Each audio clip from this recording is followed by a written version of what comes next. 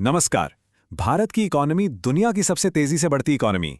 ये हेडलाइंस तो हम सब पढ़ते हैं, पर इन सुर्खियों के पीछे की असल कहानी क्या है? चलिए आज इसी को समझने की कोशिश करते हैं। ये लाइन तो सुनी ही होगी, है ना? दुनिया की सबसे तेजी से बढ़ती प्रमुख अर्थव्यवस्था। हर जगह, हर बिजनेस चैनल पे, हर अखबार में बस यही बात होती है कि भाई ये दशक तो भारत का है। और देखने में लगता भी है कि सब कुछ बहुत शानदार है। लेकिन क्या हो अगर हम सक्सेस को, इस कामयाबी को गलत पैमाने से नाप रहे हों? क्या ये जो नंबर हमें दिखाए जा रहे हैं वो पूरी कहानी बताते हैं, या फिर सच्चाई थोड़ी अलग है?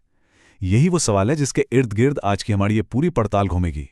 और इस पड़ताल में हमारा नजरिया होगा भारत के पूर्व वित्त सचिव सुभाष गर्ग का।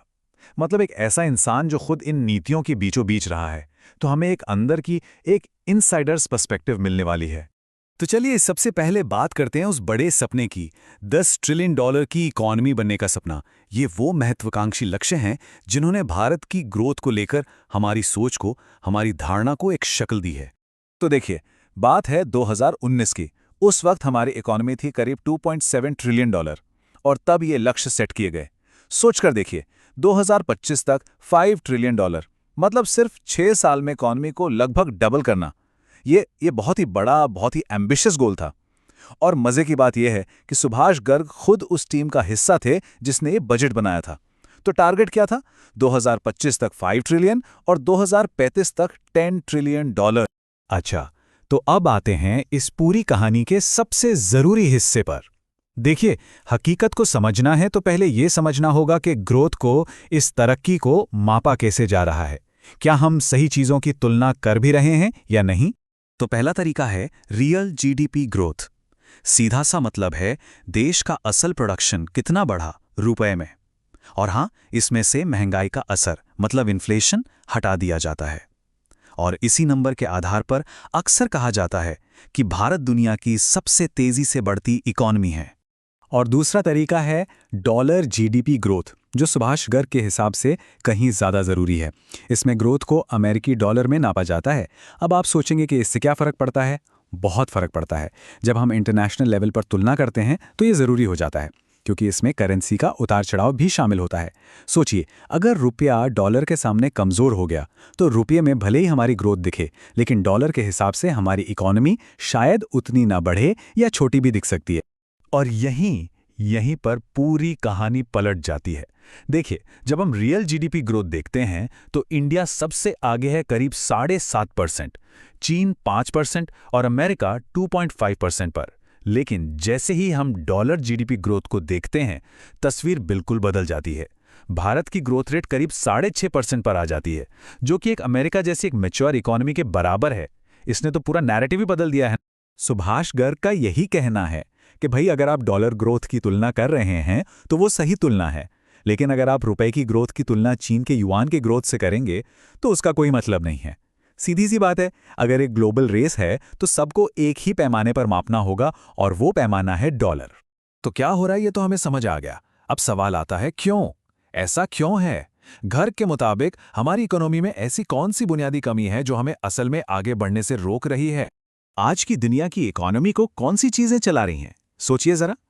सेमीकंडक्टर्स, सोलर और रिन्यूएबल एनर्जी, इलेक्ट्रिक गाड़ियां, एडवांस केमिकल्स, डिजिटल टेक्नोलॉजीज। यही वो इंजन है जो ग्लोबल ग्रोथ को खींच रहे हैं। और यहीं पे गर्ग एक बहुत बड़ी बात कहते हैं कि जो चीजें ग्लोबल ग्रोथ को चला रही हैं वो हमारे पास हैं ही नहीं। मतलब इन सबसे जरूरी टेक्नोलॉजी सेक्टर्स में भारत एक लीडर नहीं है, बल्कि एक फॉलोअर है। हम दुनिया के पीछे चल रहे हैं, दुनिया को रास्ता नहीं दिखा रहे। तो इस टेक्नोलॉजी गैप का, इस कमी का नतीजा क्या होता है? इसका नतीजा ये होता है कि निवेशक हिचकिचाते हैं। चलिए समझते हैं कि इतनी अच्छी अच्छी हेडलाइंस के बावजूद फॉरेन इन्वेस्टमेंट की वो बाढ़ क्यों नहीं आ रही जिसकी उम्मीद की जाती है। ये एक बड़ा सवाल है ना? कि अगर India the next big thing है तो फिर बाहर से और पैसा क्यों नहीं आ रहा? अगर सब इतना ही शानदार है तो ग्लोबल इन्वेस्टर्स लाइन लगाकर क्यों नहीं खड़े हैं? तो गर्ग जमीनी हकीकत की तरफ इशारा करते हैं। वो 4 बड़ी बाधाएं गिनाते हैं। पहली, हमारी लागत बहुत ज्यादा है, हम कॉम्पिटिटिव नहीं हैं। दूसरी, पॉलिसी और टैक्स को लेकर हमेशा एक अनिश्चितता बनी रहती है। तीसरी, नौकरशाही और लाल फीताशाही। और चौथी, हाई स्किल्ड लोगों की कमी। यही वजह है कि जब कंपनियां चीन से बाहर निकलना चाहती हैं, जिसे चाइना+1 स्ट्रैटेजी कहते हैं, तो उसका फायदा अक्सर वियतनाम जैसे देश उठा ले जाते हैं, भारत नहीं। और एक अंदरूनी दिक्कत भी है, सरकार का फोकस। देखिए, छोटे बिजनेस, एमएसएमईज, इनकी बातें तो खूब होती हैं, लेकिन जब पैसा खर्च करने की बारी आती है, जैसे रेलवे या डिफेंस पर, तो वो सारा पैसा बड़ी बड़ी कंपनियों को चला जाता है। नतीजा, जो छोटे और मंझली उद्योग किसी भी इकॉनमी की रीढ़ की हड्डी होते हैं, वो पीछे रह जाते हैं। तो अब इन सारी बातों को जोड़कर देखते हैं, ये जो प्रचार है और जो कठोर हकीकत है, इस सब का आखिर मतलब क्या है। सुभाष गर्ग की बात सुने तो वो साफ कहते हैं, ये जो आइडिया है कि अगला दशक भारत का दशक है, इसमें ज्यादा हवा है। ये एक बहुत बड़ी स्टेटमेंट है। ये सीधी उस कहानी को चुनौती देती है जो हम सब सुनते आ रहे हैं। मतलब प्रचार अपनी जगह है, लेकिन हकीकत पर ध्यान देना ज्यादा जरूरी है। देखिए, ये सारी बातें निराश करने के लिए नहीं है, बिल्कुल नहीं। मुद्दा ये समझने का है कि दांव पर क्या लगा है, और दांव पर लगे हैं लोग, क्योंकि आर्थिक विकास का सीधा सीधा असर आम आदमी के जीवन पर पड़ता है। और ये चार्ट इस हकीकत को साफ साफ दिखाता है। भारत में प्रति व्यक्ति आय यानी पर कैपिटा इनकम आज भी लगभग $2,500 है। चीन में ये करीब $12,500 है और अमेरिका में $80,000। इसका मतलब साफ है, ग्रोथ की जरूरत, तरक्की की असली जरूरत किसी और से कहीं ज्यादा भारत को है। तो निचोड़ क्या है?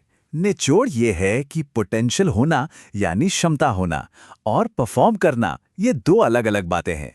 और विकास की सबसे बड़ी जरूरत उसी देश को है जो अभी भी सबसे गरीब है। तो आखिर में एक सवाल छोड़ जाते हैं, क्या उस बड़े सपने को सच करने के लिए भारत को पहले इस हकीकत का सामना करना होगा? क्या बड़े लक्ष्यों तक पहुंचने का रास्ता अपनी कमियों को ईमानदारी से स्वीकार करने से ही शुरू होता है? ये एक ऐसा सवाल है जिस पर सोचना बहुत जरूरी है।